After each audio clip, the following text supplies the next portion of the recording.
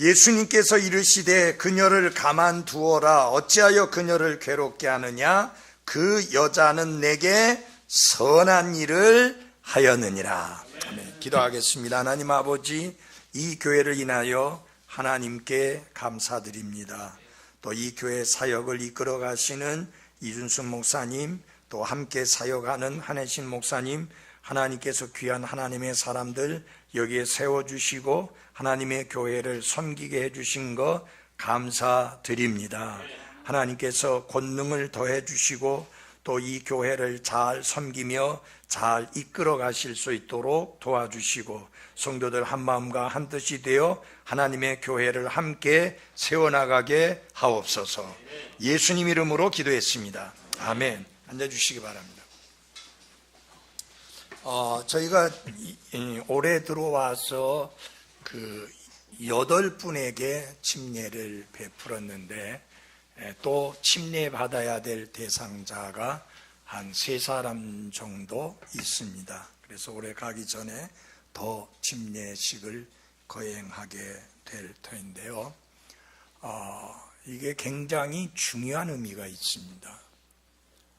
교회는 구원받는 사람이 있어야 되고 그 다음에 침례 순종해서 교회에 더해지고 교회에 잘 정착하는 그런 분위기가 돼야 합니다. 근데 이게 3사람이 처음에 왔을 때 정착하는데 결정적인 역할을 하는 게 누구냐? 목사가 아니에요. 성도님들이에요. 이 성도님들이 새로 오신 분들이 정착을 잘할 수 있도록 최선을 다해서 그분들을 돌아보고 잘 챙기셔야 합니다. 저희들은 새로 찾아오시는 분들이 그렇게 많지는 않아요. 그런데 거의 우리 성도들이 전도해서 오시는 분들보다 저희 교회 홈페이지를 보고 이렇게 찾아오시는 분들인데 공식적으로 부산에서는 킹제임스 성경을 쓰는 교회를 찾으면 저희 교회만 나옵니다. 참 감사한 일이에요. 그래가지고 일단은 우리 교회로 와야 되는 거예요. 근데 절대 그 사람들 바로 안 옵니다. 설교 다 들어보고 그리고 나서 이제 오니까 그리고 나서 왔기 때문에 조금만 잘 챙겨드리면 정착을 잘 할 수 있잖아요. 그래서 저희들은 다양한 곳에서 멀리서 가까이에서 이렇게 오셔가지고 정착을 하는데 정착을 하는 데 있어서 결정적인 역할을 하는 게 성도님들의 역할이에요. 이분들이 잘 하셔야 돼요. 저희 교회에 한 집사님이 있습니다. 이분은 누구이든 모든 사람과 통하는 분이에요. 그러니까 낯선 사람에 대한 부담이 전혀 없는 분이에요. 그래서 새로운 분은 전부 그분을 통과해요. 그분하고 이야기하고 또 그분이 친절하게 하고 그러는데 그 결과 그분들이 정착하는데 상당히 많이 도움이 됩니다. 지난번에 베푼 침례식에 침례에 순종하신 분 중에는 성결교회에서 목사 안수를 받은 부부가 침례에 순종했어요. 딸하고. 본인은 아직까지 저에게 밝히지 않아요. 그 딸이 부목사에게 밝힌 거예요. 저는 아는 체를 안 해요. 묻지도 않아요. 자기가 정말 편하게 이야기하고 싶으면 이야기할 텐데 안 하는데 내가 또 괜히 아는 체 해서 이야기 붙여가지고 불편하게 해가지고 계속 오는데 불편하게 할 필요가 없잖아요. 그래서 저희 교회는 요새 기다립니다. 기다리니까 어떻게 하냐면 목사님 구원받고 싶어요. 구원 상담 좀 해주세요. 그러면 점심 먹고 상담할게 하니까 아니고요. 그때는 가야 되니까 아침에 해주세요. 그래서 아침에 10시에 구원 상담하고 11시 설교했어요. 아니 천하보다 귀중한 혼이 구원받고 싶어 한다는데 10시면 어떻고 9시면 어때요? 그래 아주 구원받았고 침례에 순종해야 될 대상자예요. 근데 이게 보면 참 우리가 끊임없이 잃어버린 혼들에 대하여 사랑과 관심을 가지고 있고 기도하면 하나님도 보내주시고 그분들도 계속 교회를 오면서 말씀을 들으면서 변함을 받게 된다라는 사실입니다. 그래서 여러분 제일 결정적인 게 중요한 게 뭐냐면 교회 분위기입니다. 교회 분위기가 그런 사람이 왔을 때 압도되게 하는 그런 분위기가 돼야 합니다. 그래서 예배가 살아있어야 합니다. 찬양이 살아있어야 됩니다. 성도들의 교제가 뜨거워야 합니다. 그리고 친절과 사랑을 베풀어야 합니다. 이 분위기가 굉장히 중요해요. 제가 한 교회 가서 설교를 했는데 와, 정말 제가 부러워하는 그런 분위기의 예배당 환경이에요. 사람 아니에요. 예배당 환경. 왜 그러냐? 건물 새로 쫙 지었어요. 전에 있던 거 팔고 땅 사서. 그리고 종교 부지를 샀기 때문에 아무도 방해 안 했고 잘 지었어요. 3층 건물 쫙 멋지게 지었어요. 옆에가 바로 공원이야. 잔디구장도 있고 놀이터도 있고. 그러니까 아니 옆에라는 게 여러분 교회 끝자락 이 대지 교회 땅 끝자락하고 맞물려 있는 거예요. 그게 큰 공원이 아니라 왜 지역에 세운 작은 공원인데 이거는 뭐 교회 거와 똑같아. 대신에 관리는 구에서 다 해줘요. 네. 교회는 한 푼도 안 내고 그냥 누리는 거예요. 그러니까 토요일마다 솜사탕 전도를 하는데 요새 엄마들은 애들만 안 내보냈잖아요. 요새 엄마들은 애들만 안 내보내요. 아이들이 놀이터에 오는데 엄마가 따라오는 거예요. 솜사탕 전도하니까 여러분 솜사탕 준다고 요새 엄마들은 그냥 안 먹여. 딱 와가지고 재료 봐. 원자재가 뭔지. 네. 그래서 유기농 재료입니다. 해가지고 엄마도 그거 솜사탕 하나 먹고 하도 줄이 기니까 크게도 못 해줘요. 그래서 주면서 엄마에게도 전도해, 아이들에게도 전도해. 가만히 있는데 전도 받으러 와요. 얼마나 좋아요. 굉장하잖아요. 그런데 제가 그때 그 교회에서 설교하면서 느끼는 아쉬움이 뭐냐. 이 찬송이 살아있어야 되는데 찬송이 좀 죽었어. 그리고 교회의 영적인 분위기가 이게 막 뜨거워야 되는데 이게 좀 깔아앉았어요. 그게 좀 아쉬움이더라고요. 아니 찬송을 부르는데 1절부터 4절까지 다 불러대더라고요. 그것도 목사가 서서 몇 장 부르겠습니다 해가지고 부르는데 그 앞에 찬송 인도하는 사람이 있는데 그 사람은 그냥 요거만 하고 있고 목사님 여기서 몇 장 부르겠습니다 하고 계속 서 있는 거예요. 근데 4절 다 불러요. 5절 다 불러요. 나중엔 제가요 뭐 도저히 못 따라 부르겠어요. 그것도 찬송을 5장 불러요. 그래가지고 저한테 설교하라고 남겨주는데 11시 시작했는데 11시 40분에 내보고 설교하라고 남겨주는데 그 시간이면요 저 교회에서 설교 마무리하는 시간이에요. 그래서 참 아쉽더라고요. 그 분위기가 조금 더 생기가 넘치고 활력이 넘치고 뜨거우면 사람들이 와서 녹을 텐데. 근데 전도 안 해도 사람들이 와요. 거기는 그냥 와. 매주 몇 명씩 온대요. 근데 말인즉 킹제임스 성경을 써서 성경이 달라서 찬송가가 달라서 여러분 요새는요 그거 다르다고 안 오고 하잖아요. 예. 그 분위기만 뜨겁고 그 분위기만 정말 살아있으면 그냥 녹아요. 그 다음에 성경 우리 장로교회 나가다가 지난 금요일날 구원의 확신 가지게 된 그 자매는 오신계통의 교회 나갔거든요. 근데 뭐 우리 교회 오니까 찬송가 다르지 예배 순서 다르지 축도도 안 하지 성경도 다르지 그래도 계속 오더라고요. 뭐라 그러냐 말씀이 좋아서 계속 오더라고요. 그냥 놔뒀어요. 예. 자매라고는 부를 수 없잖아요. 뭐 확인도 안 됐는데. 그래서 님 하면서 계속 오더라고. 성경 공부도 오는 거예요. 그래서 지난 금요일날 구원의 확신을 가지게 된 거예요. 성경도 샀어요, 그 전에. 그 성경 샀다는 말은 뭐예요? 이게 계속 나오겠다는 이야기 아니에요. 아니, 킹제임스 성경은 딴 교회 가면 쓸모짝이 없어. 그렇잖아요. 다른 교회 안 쓰는데. 기다리니까 성경도 사고. 처음엔 바지 입고 자고 오더니 가만히 눈치 보니까 전부 치마거든. 자기도 치마 입고 오더라고요. 말 안 해도 분위기가 그렇게 되면. 중요한 건 그겁니다. 이 교회 분위기가 새 사람이 왔을 때 확 녹을 수 있도록, 그리고 정착하는데 문제가 없도록 그런 분위기를 만들어야 돼요. 그렇기 위해서는 어떻게 해야 되느냐? 잘 들어보십시오.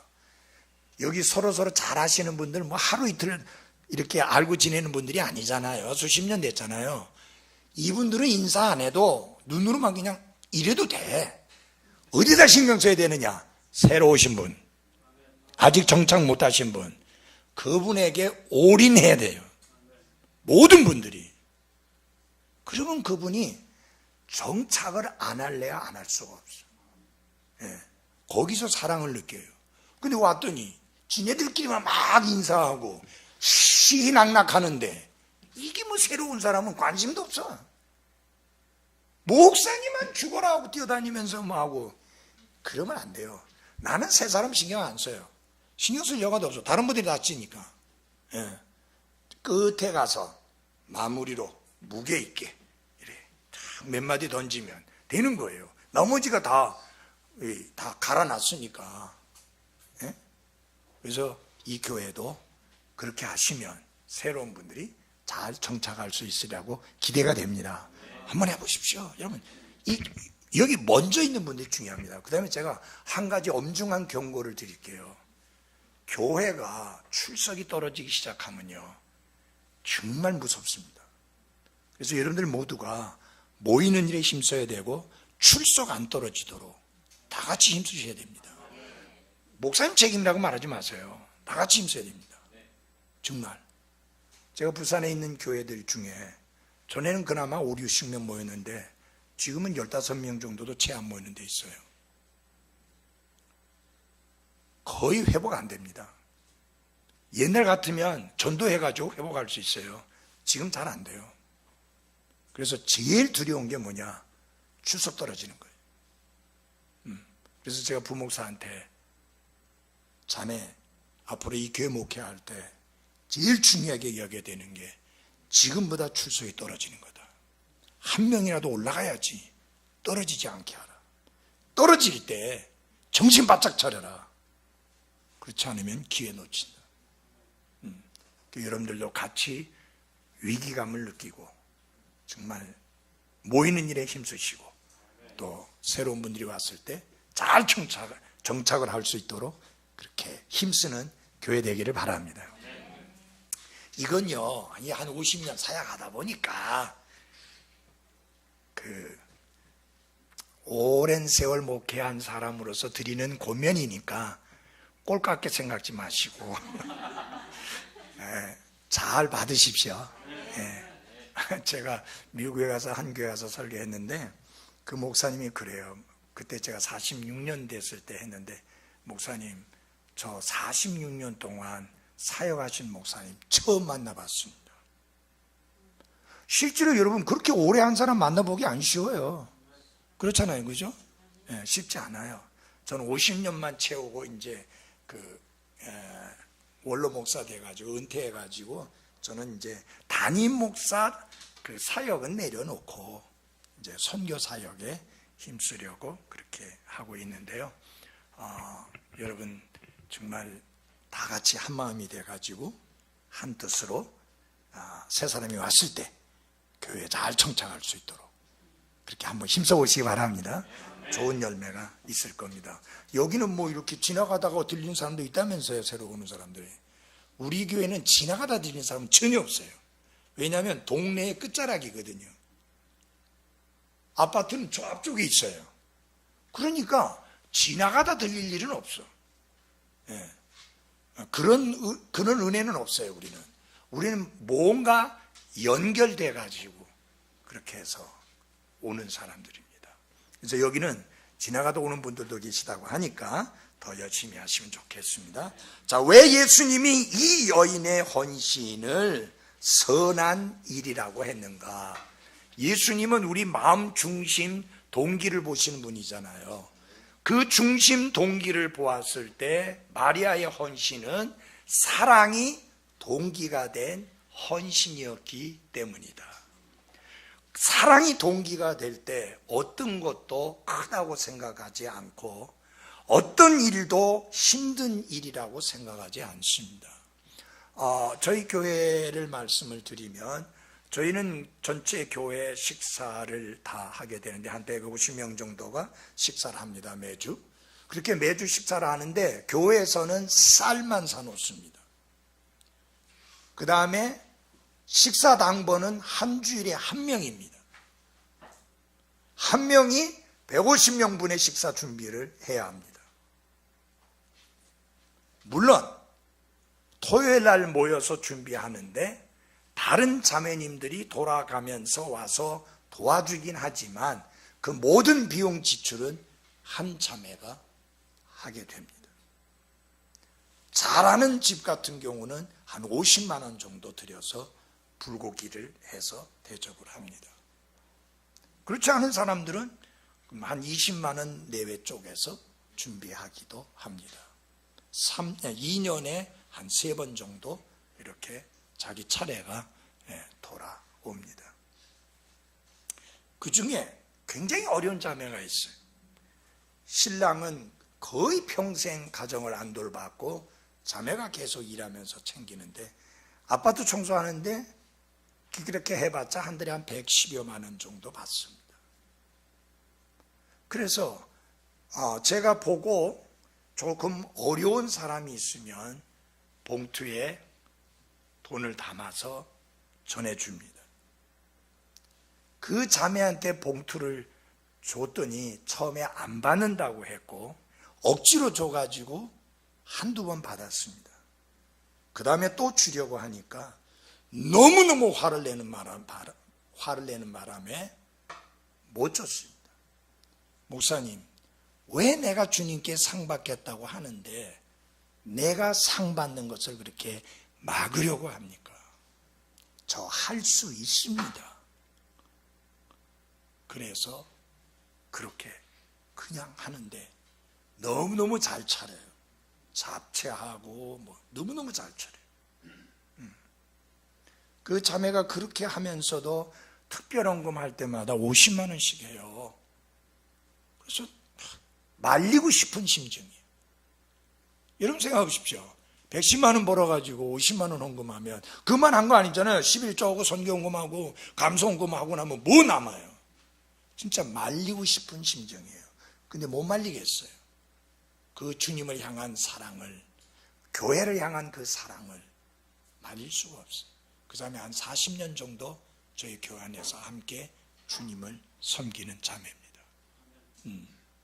그래서 사랑이 동기가 되면 너무 힘든 거 없고 너무 크다고 생각하는 거 없고 할 수 없다라는 생각을 가지지 않고 섬긴다고 하는 것입니다. 예수님이 그 사랑의 마음을 보셨기 때문입니다.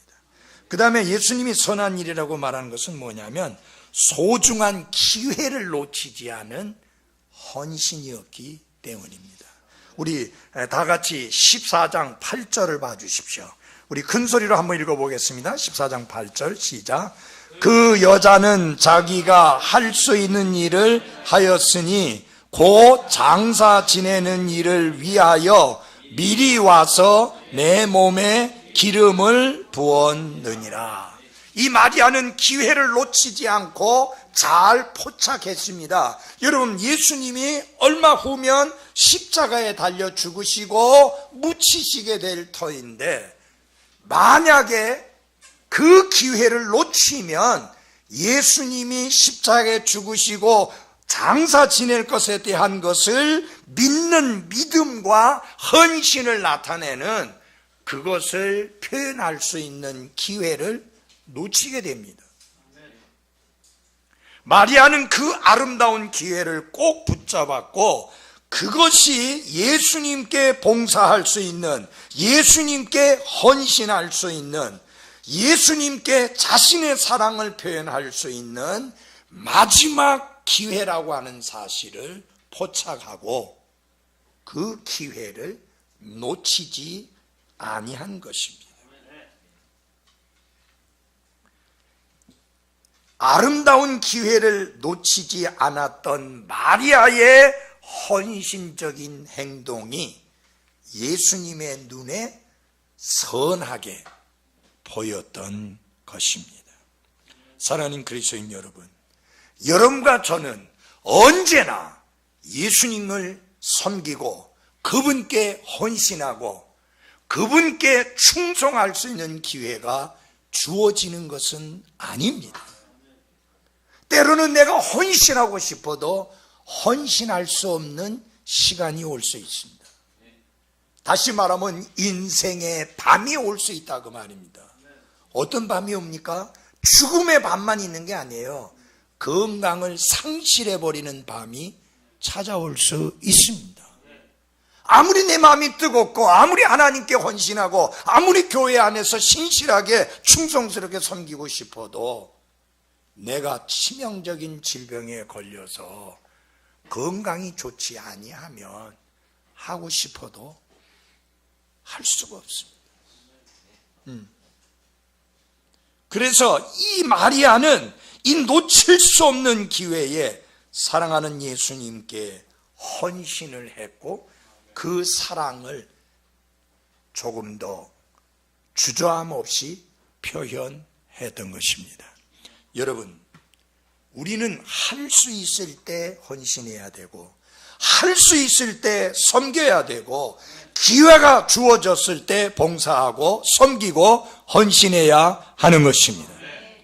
그래서 제가 교회에서 계속 강조하는 것 중에 하나가 하던 일 그게 무엇이든지 간에 절대 그만두지 마라. 오히려 하지 않던 거 더 할지언정 하고 있던 일 내려놓지 말라고 고면합니다. 왜요?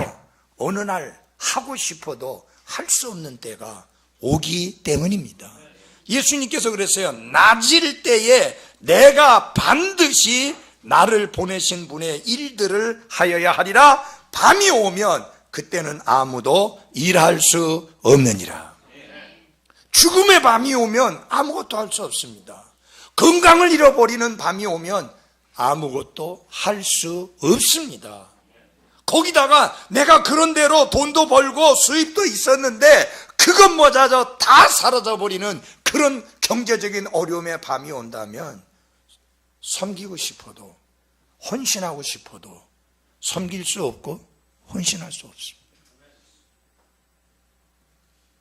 성령님이 주신 기회를 마리아는 놓치지 않았고 그 기회를 꼭 붙잡았고 그래서 예수님께서 선한 일을 했다라고 칭찬해 주셨습니다.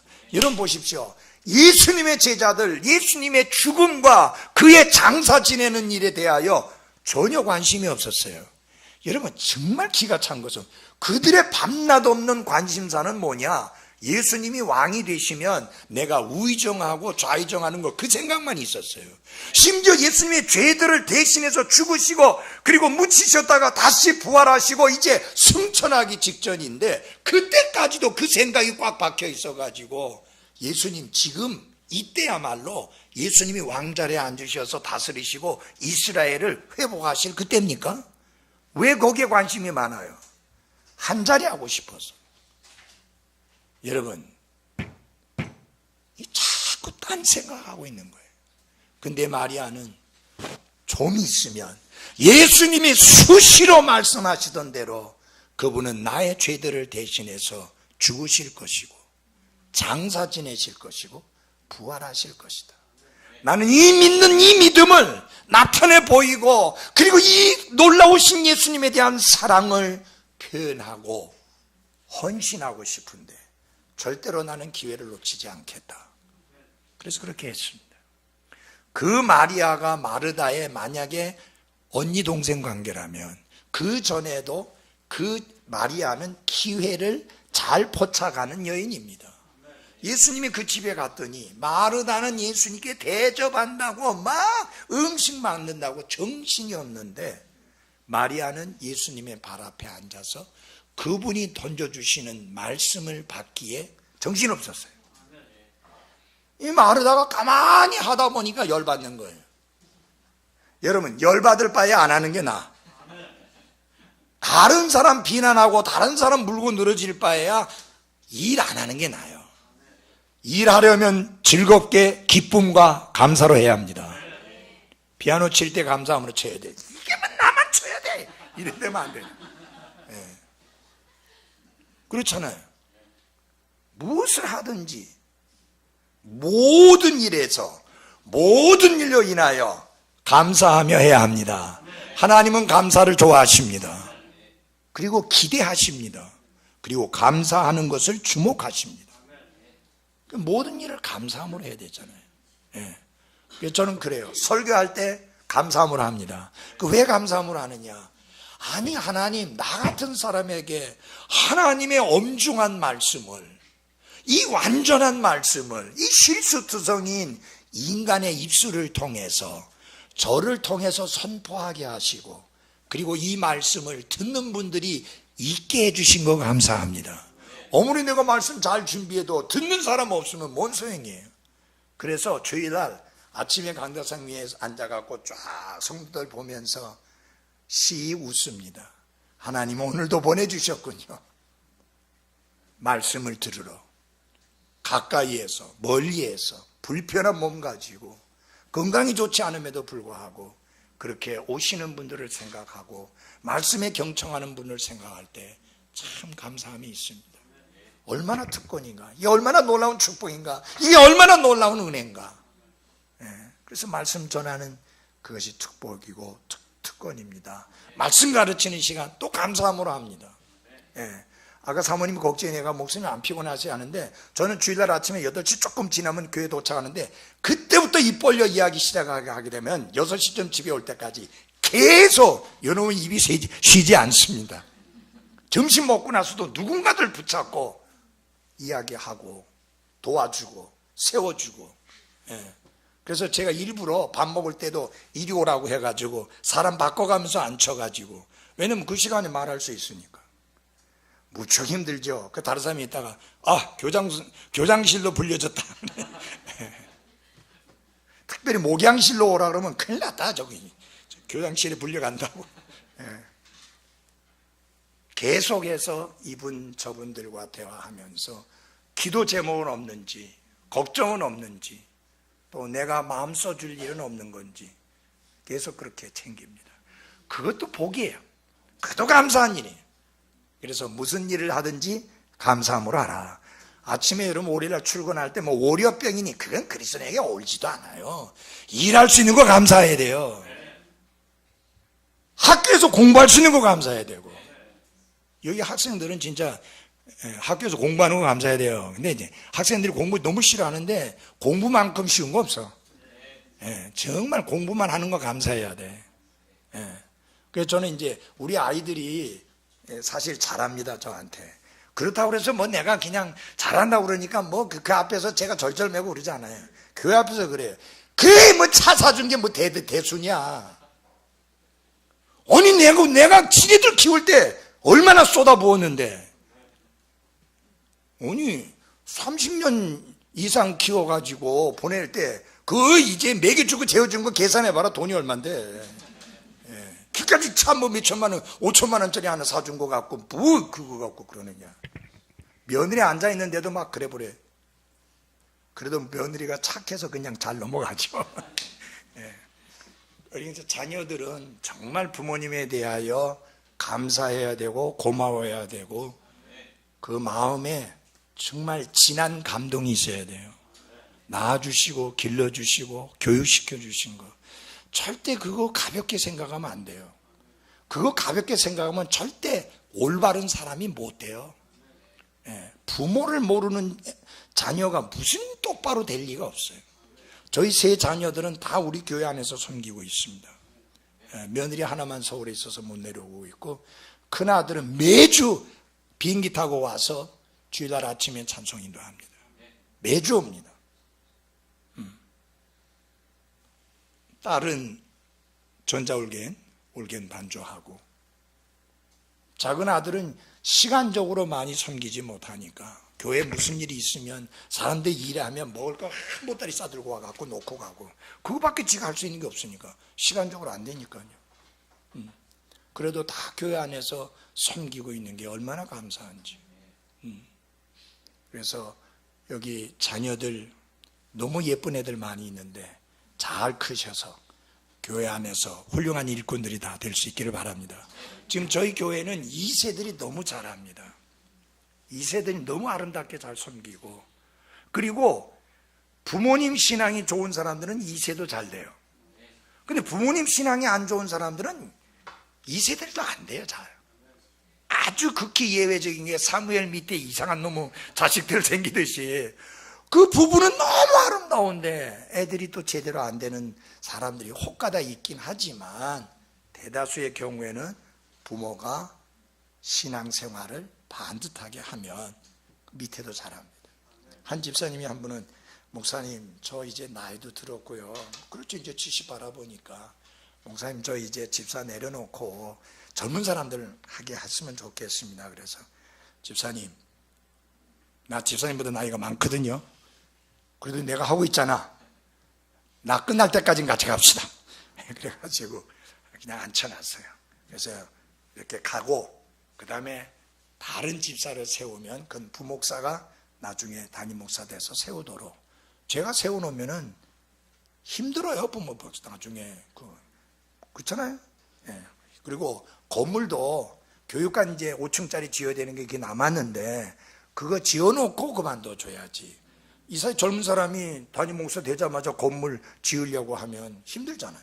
그래서 그것까지 다 해주고, 그 다음에 빚은 지가 이제 갚아가야 되고, 그건 자기가 맡고. 예. 그래서 이게 뭐냐, 기회를 놓치지 마라. 여러분, 제가 한 번씩 저를 보면서, 내가 벌써 73이야? 10년만 젊었으면 좋겠는데, 그런 생각이 한 번씩 들어요. 근데 그 시간은 결코 거꾸로 안 갑니다. 우리 여기 좀 모친 보니까 90이 넘으셨다고요? 나는 80좀 넘으신 줄 알았더니. 근데 여러분 도전 좀 받아야 돼. 저렇게 90이 넘으셨는데 지하철 타고 교회 오시는데 안 빠지신다. 그것도 하루 이틀도 아니고 39년 동안. 아니 그런 거 보면, 수요일날까지, 아니 그런 거 보면서 뭐 도전 받는 거 없어요? 도전 받으셔야지. 예. 이게요, 수요일날 밥 먹듯이 빠지다 보면요, 상습적이 됩니다.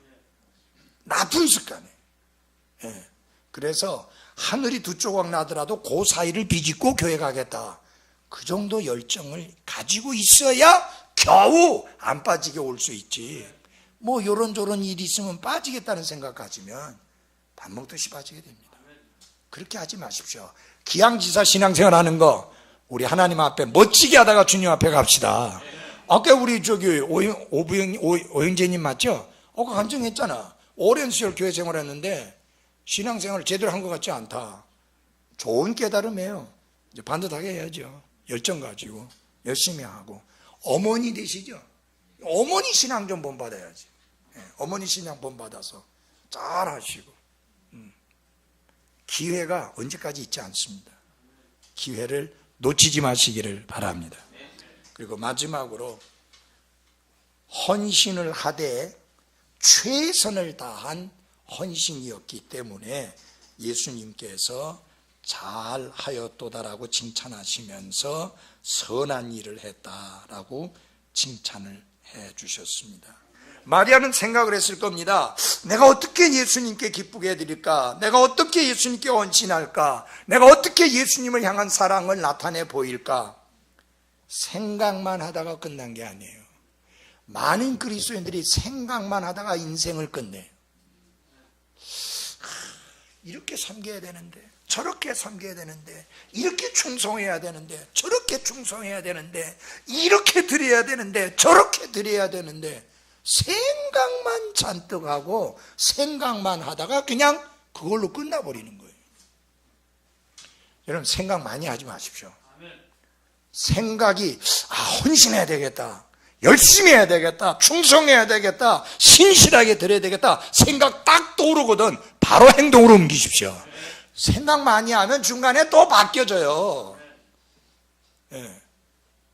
이런 물건도 그렇잖아요. 저거 사야 되겠다 생각이 들었을 때 사야지. 생각 많이 하면 이것도 봤다가 저것도 봤다가 이거 봤다 저거 봤다 하다 보면 결국 못 사요. 예? 그렇잖아요. 그래서 좋은 생각이 나거든, 아름다운 생각이 나거든, 주님 기뻐할 만한 생각이 나거든, 주님이 원하시는 생각이 나거든, 얼른 행동으로, 실천으로 옮기시기를 바랍니다. 마리아는 어떻게 주님께 헌신할 것인가라는 것을 생각하는 순간에 깊숙이 감춰두었던 옥합이 생각났습니다. 여러분, 이 옥합이라고 하는 것은 여자들이 결혼하기 위해서 결혼 지참물로 준비해 놓는 귀한 겁니다. 그럼 이거 주님께 드리면 자기의 결혼도 늦춰지는 거예요. 어쩌면 평생 결혼 못할지도 몰라요. 그렇게 소중한 거, 그렇게 귀중한 것을 예수님께 아낌없이 가지고 와서 드렸습니다. 그거 보면 옥합을 연 게 아니에요. 깨트렸어요. 다시는 뭐 남은 거 놔뒀다가 나중에 쓰고 그거 아니에요.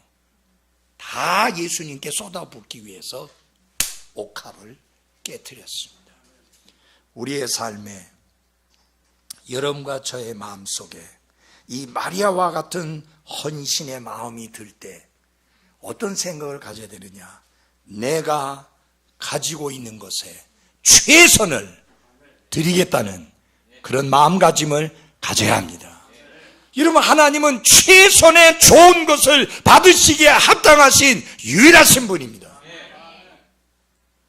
최고로 좋은 것을 받으실 분, our best, 우리의 최고로 좋은 것을 받으시기에 합당하신 분은 누구냐? 목사가 아니고 예수 그리스도입니다. 내 자식이 아니에요. 내 부모가 아니에요. 최고로 좋은 것은 하나님께, 예수 그리스도께 드려야 하는 게 맞습니다. 왜 예수님이 이 마리아를 선한 일을 했다고 칭찬했는가? 최고로 좋은 것을 예수님께 헌신했기 때문입니다. 그래서 예수님이 뭐라고 말씀했느냐면, 그 여자는 자기가 할 수 있는 일을 하였다. 여러분, 하나님은요, 우리가 할 수 있는 일을 하게 하시지 할 수 없는 것을 하게 하시지 않습니다. 그래서 찾아보십시오. 내가 교회 안에서 할 수 있는 일이 무엇인가? 그것을 최선을 다해서 하십시오. 하나님께서 우리를 청지기로 삼았는데, 하나님께서 청지기에게 기대하시고 요구하시는 게 뭐냐? 신실한 사람으로 드러나는 거예요. 네. 그러므로 최고로 좋은 것을 주님께 드리되 아낌없이 드리자. 마리아는 그 옥합을 깨트려 버렸습니다. 그 말은 다 주님께 쏟아붓겠다는 말이요, 자기 자신을 위해서 조금도 남겨놓지 않겠다는 거예요. 다 예수님께 쏟아붓겠다. 그것은 뭐예요? 자신이 가진 모든 것을 드린다. 가장 좋은 것을 드린다. 적어도 결혼을 앞두고 있는 젊은 여자에게서는 이 나드 향유가 담겨있는 옥합은 보통 중요한 게 아닙니다. 결혼이 지체될 수 있는데도 불구하고 아낌없이 주님께 쏟아드렸습니다. 여러분에게 여쭤볼게요. 우리 예수님은 우리에게서 최고로 좋은 것을 받으시기에 합당하신 주님 맞습니까? 그렇다면 우리가 최고로 좋은 것을 드려야 되지 않겠습니까? 11조를 드린다는 것은 10분의 1만 드린다는 의미가 아니에요. 10분의 10을 드린다는 우리 마음을 담고 있는 게 11조예요. 무슨 말이냐? 10개 중에 10개 다가 주님의 것입니다. 나는 그렇게 믿습니다. 우리는 그렇게 믿습니다. 그것을 담아드리는 게 11조예요. 근데 요새 보니까요, 가끔 이름이 없는 사람들이 있더라고요. 아니, 다 이름이 있을 텐데 이름이 없는 사람들이 있어요. 뭐예요? 헌금 봉투에 이름이 안 적혀 있어. 무명으로. 미국에서는요, 무명 봉투 많이 나오면요, 세무당국에 걸려요. 왜냐하면 미국은 교회도 다 보고해야 되거든요. 다 들어가요. 그러면 그 사람들이 그러는 거예요. 왜 이 무명이 이렇게 많으냐? 그러면은 그거는 다르게 탈세할 수 있는 위험이 있다고요. 위험 소지가 있는 거예요. 제가 그 오래전에 84년에 롱비치에 갔을 때 그 교회에서 있을 때 하는데 그 회개하는 분이 막 화를 내더라고요. 왜 이름을 안 쓰고 이렇게 헌금을 해가지고. 예. 아주 그 힘들어 하시더라고요. 여러분, 다 이름이 있잖아요. 어떤 분들은 헌금을 하면서 이름 안 쓰는 이유가 뭐냐? 하나님께 드리는 거니까. 뭐 내 자랑하는 것도 아니고 내 드러내는 것도 아니고 하나님께 드리는데 왜 이름을 써야 되느냐? 이런 잘 들어주십시오. 굳이 할 때는 오른손이 하는 거 왼손이 모르게 하는 거 맞습니다. 헌금은 그게 아니에요. 헌금은 그게 아니에요. 내가 모든 것이 하나님께로부터 왔음을 믿습니다라는 내 믿음을 드러내 보이는 표가 하나님께 드리는 11조 헌금이에요. 11조예요. 그러면은 목사나 영적인 지도자는 그가 신실하게 신앙생활을 제대로 하는지 안 하는지, 시간 드리는 것과 물질 드리는 것에서 제대로 하는지 안 하는지를 알아야 될 거 아니에요. 무명으로 해놓으면 어찌 제가 알겠어요. 이상한 사람들이 무명으로 해야 된다고 가르쳐 놓으니까 이놈의 영향력이 들어와가지고 뭐 그렇게 하는 경우가 있어요. 그래서 저는 종종 그 이야기를 합니다. 이름 써서 해라. 이름 써서 해라. 하나님은 아시지만 난 모른다. 하나님 아시지만 우리 회개하는 사람은 모른다. 왜 그 이름을 안 써요? 이름 안 쓰는 게 영적인 거 아니에요. 이름 안 쓰는 게 무슨 굉장히 하나님 앞에서 겸손한 것처럼 그거 아니에요. 예를 들어서 미국 교회들은 이 부분이 엄격한데 주일학교 교사 자격 쭉 나온 것 중에 11조 순종하는 사람, 술, 담배 안 하는 사람, 예배 신실하게 참석하는 사람, 이런 조건 쫙 있잖아요. 그러면 무명으로 하면 그 사람이 11조를 하는지 안 하는지 어찌할 거예요? 그게 아니거든요. 그래서 중요한 거는 누구에게 드린 거라고요? 하나님께 드린 것이다. 근데 구제가 아니기 때문에 오른손이 하는 거 왼손이 모르게 하는 거 아닙니다. 구제는 당연히 그렇게 해야죠.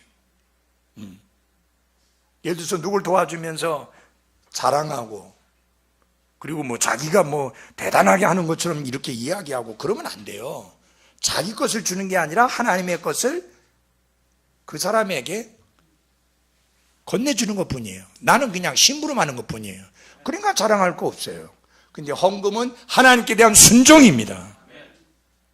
그래서 11조와 헌금을 드리는 거죠. 11조 외를 헌금이라고 합니다. 근데 이렇게 잘 들어주십시오. 11조부터 먼저 하고 헌금하십시오. 11조하고 감사헌금 드리십시오. 11조하고 건축헌금 드리시고 11조하고 선교헌금 드리시고. 제가 대구에서 있을 때 희한한 사람이 하나 있었는데 이 사람은요 11조를 딱 떼놓긴 떼놔요. 그 모아가지고 어떻게 하는가? 개척교회, 시골교회 찾아다니면서 건네주는 거예요. 그래서 상당히 그 사람들한테 고마운 소리 듣고, 근데 그 사람이 우리에게 좀 안 왔으면 좋겠는데 내가 대구에서 목회하는데 그 사람이 우리 교회로 오는 거예요. 저는 그 사람 너무 싫어하거든요. 이상한 게 그 사람이 자기 담임 목사 아닐 때는 엄청 대접 잘해요. 뭐 굉장히 비싼 거 사주고 뭐 난리 볶은데 짝 담임 목사가 되면 그때부터 긁기 시작하고 문제 삼고 막 피곤하게 하는 사람인데 이 친구가 우리 교회로 왔어요. 집사 될 줄 알고. 여러분 저는 죽었다깨도 그런 사람 집사 안 씌워요. 네. 인격적으로도 안 되고 신앙적으로 안 돼요. 근데 어느 날 나한테는 직접 못하고 예배당 의자가 그때 오래되고 엉망진창이고 강대상도 뭐 목수가 두드려 갖고 만들어 놓은 거니까 엉망인데, 이 전체 다를 자기가 헌신해서 다 바꾸겠다고 나한테 이야기 안 하고 집사한테 이야기한 거예요. 그 집사님이 막 좋아가지고 나한테가 목사님 그 아무개 형제가 의자 전부하고 강대상 싹 바꾸겠답니다. 안 돼요. 가서 안 된다고 전해줘요. 왜요? 안 된다고 전해. 왜요? 11조 안 하고 11조 안 하면서 하나님의 것은 도둑질하면서 선심 쓰듯이 뭐 예배당에 의자 바꿔놨다고 그 소리 하려는데 안 된다고 가서 전해. 가갖고 목사님이 안 된대요. 왜 안 된대요? 11조보다 안 하고 그래서. 그러니까 11조 하면 될 거 아니에요. 그렇게 이야기한 거예요. 11조 안 돼요. 해라. 하는 거 보고. 이게 한꺼번에 모아가지고 하니까 제법 나오더라고. 그래도 다 띄워먹진 않아요. 모아놓았다가. 문제는 구제를 하는 거예요, 그걸로. 하나님의 것 갖고 지 것처럼 구제하는 거예요. 그걸 제가 막아야 될 거 아니에요, 목사가. 잘못된 건 막아야죠. 이제까지 딴 교회에서는 그게 다 통했는지 모르지만 내가 목회하는 교회에서는 안 돼요. 안 통해, 나는. 이 버르장머리를 고쳐야 되겠다. 나이가 저보다 많은 사람이에요. 고쳐야 된다. 그래서 11조를 하는 거를 좀 지켜보고 있다가 그래 제대로 하겠다 하더니 아닌가. 제대로 한다. 됐다 그러면. 그 다음에 했어요. 목사님 제일 좋은 걸로 고르십시오. 제일 좋은 거 골라야지. 돈이 얼마가 들든지 간에 제일 좋은 걸로 딱 해놓고, 목사님 근데 제가 했다고 일체 말하지 마십시오. 안 하지요. 저 그거 안 해요. 그 사람 뻔히 아는데 내가 왜 해. 지금 사람들에게 박수 받고 싶고 사람들에게 인정받고 싶고 사람들에게 칭찬 듣고 싶은 거잖아요. 안 합니다. 고맙습니다. 그래놓고 지가 다 떠들고 돌아다니는 거예요. 제가 알지요. 지가 다 떠들고 다니까. 그러나 내 입에서는 안 냈어요. 어떤 형제가 우리 의자하고 그 다음에 강대상하고 다 바꿨습니다. 이거 궁금해갖고 뭐 난리가 나갖고 나한테 와서 몰라요. 그 형제가 말하지 말라 했어요. 그래서 버르장머리가 고쳐졌어요. 지금 그 교회에서 집사로 섬겨요. 근데 아주 목사님 편에 서서 목사님을 잘 보자 하고 다른 사람이 시잘데없는 소리 하면 탁 막는 방패막이 된대요. 그건 누군가가 한번 버르장머리를 고쳐놔야 고치니까 이게 사람 되잖아요. 사람 안 되면 그 사람 평생 그렇게 살아요. 여러분, 하나님의 말씀은 그냥 있는 게 아니에요. 이 말씀대로 살도록 주신 거예요. 이 말씀대로 변화되도록 주신 거예요. 이 말씀대로 새로워지도록 주신 거예요. 이 말씀대로 실천하도록 주신 거예요. 그래서 하나님께 드리는 헌금은 구제가 아니다. 그러니까 오른손이 하는 거 왼손이 모르게 하는 게 아니라 이름을 써서 하나님 감사합니다 라고 그렇게 드리는 게 맞습니다. 이제 마무리를 짓습니다. 이제까지 내가 삶을 살아오면서 한번 우리 자신을 돌아보십시다.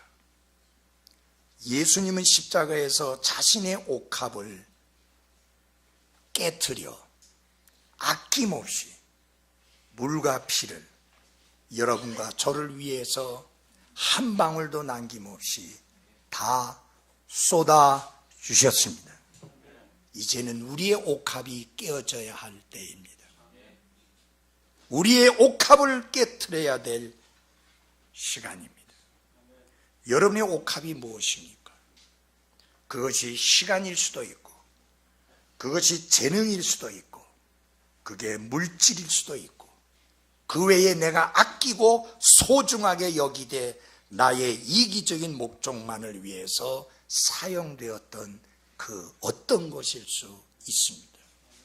이제 그 옥합을 깨트립시다. 그리고 주님 앞에 쏟아 붓는, 그래서 주님 뜻대로 하십시오. 주님의 영광을 위해서만 사용하겠습니다. 그렇게 고백한다면 우리 주님 기뻐하지 않겠습니까? 제가 가만히 생각해 보니까요, 제가 지금 이렇게 건강하게 힘있게 설교하는데 그래봤자, 제가 선교한다고 다녀봤자 정말 하나님이 건강을 주신다면 한 10년 할 거 아니에요. 그럼 83일. 우리 저기 모친처럼 저렇게 건강하다면 제가 90 넘게도 할 텐데 모르잖아요, 내일 일을. 한 번씩 그런 생각을 해볼 때, 내가 정말 주님을 위하여 열정적으로 내 삶을 드릴 수 있는 시간이 이렇게 많지 않구나. 근데 저만 그렇겠습니까? 내일 일을 알지 못한다는 말씀 앞에 우리 자신을 적용해 볼 때 아무도 장담받은 날이 없잖아요. 10년이라고 누가 장담받았어요? 5년이라고 누가 그렇게 보장받았어요? 아니잖아요. 그렇다면은 예수님이 비유 말씀에서 가르치신 대로, 아들아, 오늘 나의 포도원에 가서 일하라. 지금은 주님의 포도원에서 일해야 될 오늘입니다. 내일은 우리에게 주어져 있지 않나요? 오늘이 우리에게 주어진 날이요 시간입니다. 제발 기회를 놓치지 말고 주님께 헌신할 수 있을 때, 섬길 수 있을 때 신실하게 섬기는 한 분 한 분들이 되시기를 바랍니다. 기도하겠습니다.